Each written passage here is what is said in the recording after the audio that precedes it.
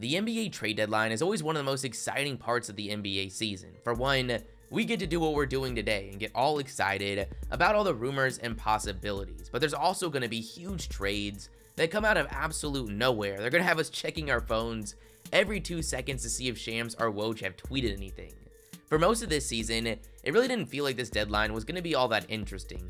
But in the last few weeks or so, it's really changed, and I'm starting to get a gut feeling it's going to be pretty crazy. So let's aim for 69 likes on today's video, and let's get into this.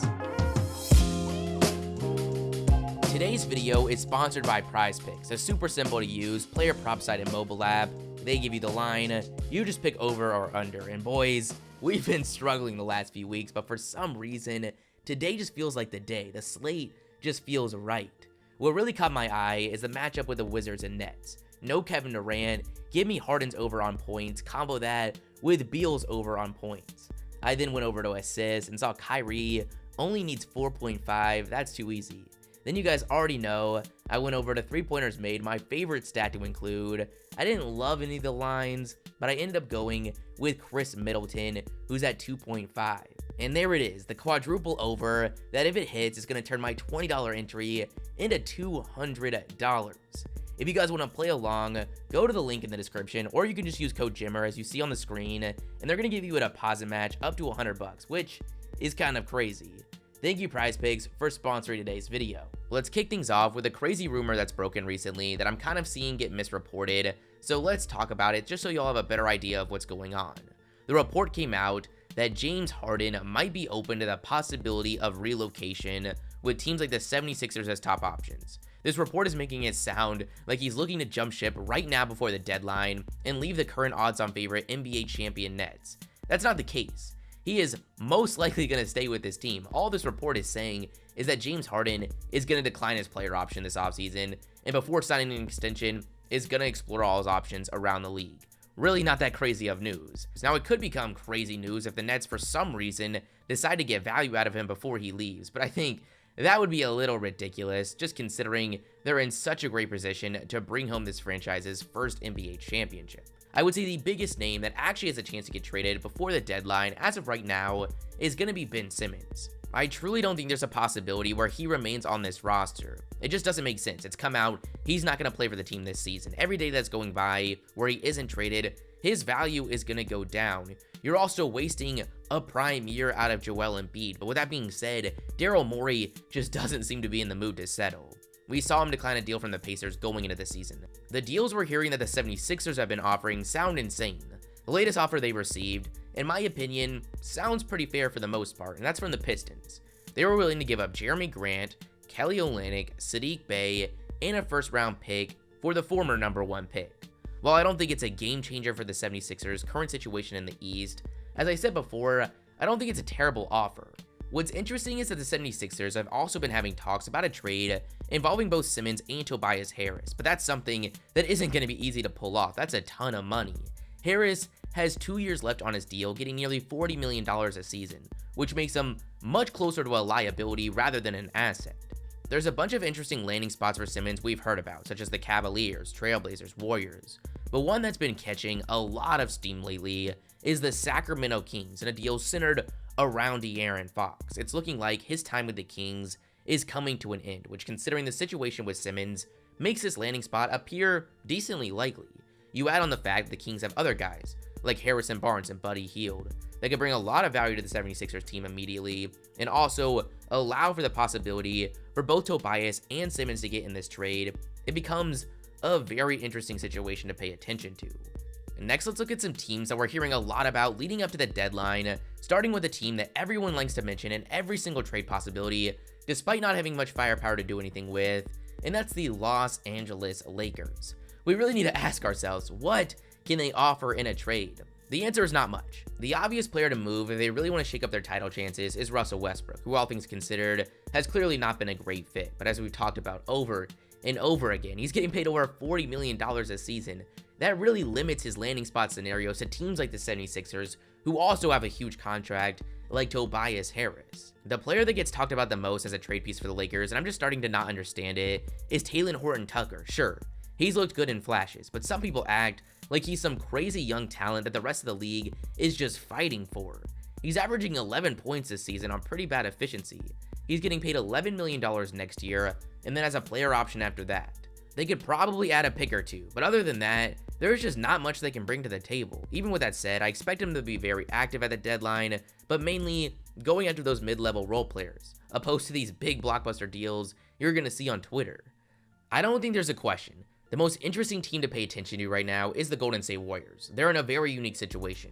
They sit with the second best title odds, but due to a temporary rebuild, they've got a lot of great young pieces on this team, making their trade scenarios super interesting. They've got the second overall pick from a year ago, James Wiseman, who's expected to return at some point this season.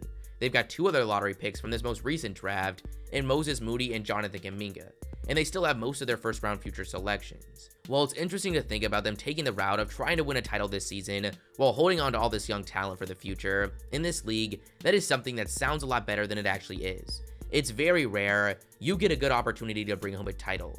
They need to do everything it takes to increase that opportunity, and there's definitely some good options. Now, the big blockbuster trades involving a max contract for the Warriors have actually lost a lot of interest in me, just with how good Andrew Wiggins has been. You'd have to assume in that scenario, his contract would be involved, and at this point, it's hard, based on who's on the market, to imagine them getting too much of an upgrade. I think undoubtedly my favorite target for them right now is Christian Wood of the Houston Rockets. Right now, one of their biggest flaws is their lack of size, something he would address overnight. He's a solid defender that this season is averaging 18 points and 10 rebounds, shooting 36% from 3 on nearly 6 attempts a game. He's past his rookie contract with just 1 more year left on his deal, so his value isn't something ridiculous. He's getting paid just $13 million this season, making it super easy to get something done, as that matches up pretty well with some of their lottery pick contracts. With still another year left on his deal, the more and more I look at this, it just seems too perfect. The Rockets suck. They need to move Wood for some value as soon as possible. The Warriors address their size, undoubtedly helping their odds going into the playoffs, and they'd have a starting lineup of Curry, Clay, Wiggins, Draymond, and Wood, not only for this season, but fully locked up for next year. You guys can tell me in the comments below if I'm crazy, but I really think the Warriors need to do everything in their power to get this done.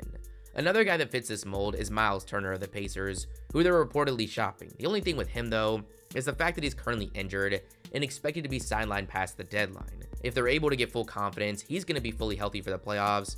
Obviously, that's something to look into. The Pacers have another guy that's interesting when it comes to the trade, and that's Domantas Sabonis, another guy on a pretty fair deal, getting just under $20 million a season for the next 2 years. So far this season, he's averaging 19 points and 12 rebounds. It's a trade I want to see done, just to see how it would work out. He's one of the best playmaking bigs in the league, which is no surprise given who his father is, and he'd most likely be playing the small ball 5 alongside Draymond Green, who's also one of the best playmaking bigs in this league, and you could argue probably the main facilitator in their offense. It would definitely be an interesting dynamic, and I'm curious to see how it would work out. There's also still a chance they get back in the mix for Ben Simmons, but even if they're not going for the bigger names, I expect them to be extremely active at this year's deadline. I would be shocked if they move past it without a move. There's just so many teams getting rumored right now, it's insane. As we talked about, the Pacers are blowing things up. Moving on from guys like Miles Turner, Sabonis, and Caris LeVert. The Rockets have Christian Wood as mentioned, but also Eric Gordon, who while not on a great contract, is a super interesting piece for contenders that have limited options and need depth. The Kings are looking for a fresh start. They've got vets like Harrison Barnes and Buddy Hield. They're going to get a lot of interest across the league, but they also have De'Aaron Fox, as we talked about before, in regards to a Ben Simmons trade, as well as a second overall pick from 2018, Marvin Bagley. Then you've got the Boston Celtics. They currently sit as the 10th seed in the Eastern Conference, despite having one of the best wing duos in the NBA with Jason Tatum and Jaylen Brown. Their struggles have opened the rumor floodgates for some of their role players like Dennis Schroeder, Al Horford, and Marcus Smart. But some of the rumors are crazier than that, some suggesting they might be willing to shop Jaylen Brown, but that's tough to imagine. You've got the Pistons, who are clearly already active leading up to the deadline, already throwing in an offer on Ben Simmons. Jeremy Grant has been one of the most brought up players in trades due to the fact that he's on the last year of his deal on a terrible team in the Pistons, with what he can do on both ends and his past history of being a serious playoff difference maker with the Denver Nuggets. Despite an amazing start to the season for the Wizards, mainly due to injuries, they've fallen down the East standings. Beal's a free agent this offseason. While the rumors have cooled down since the offseason regarding him, it wouldn't be that surprising to see that change before the deadline. In a similar situation, you've got the Blazers with Damian Lillard. At one point this offseason, it looked like a Lillard trade was inevitable. That's changed, but it's still not out of the question. What seems to be more likely is a CJ McCollum trade, which is getting a ton of buzz lately. The Atlanta Hawks rumors have been flying after the Cam Reddish trade and their struggling season. They've got to dish out a contract to DeAndre Hunter next year. It might be time to consolidate some of their assets, so players like John Collins are definitely worth paying attention to. You've got mid-level teams like the Cavs, Mavericks, and Jazz that all look like possible buyers. You've got teams like the Pelicans and Thunder sitting on a ton of draft picks, always opening the door for a surprising move. I feel like I'm missing more, but I think you get the point. Practically every team in this league seems to be extremely active right now, whether that's as buyers or sellers. I've got a gut feeling that there's going to be some massive moves that we're not even thinking about right now, so we just need to buckle up. But that's the end video, guys. You guys some of your thoughts in the comments below. If you liked the video, smash the like button, smash the subscribe button. I'll catch you guys next time. Peace.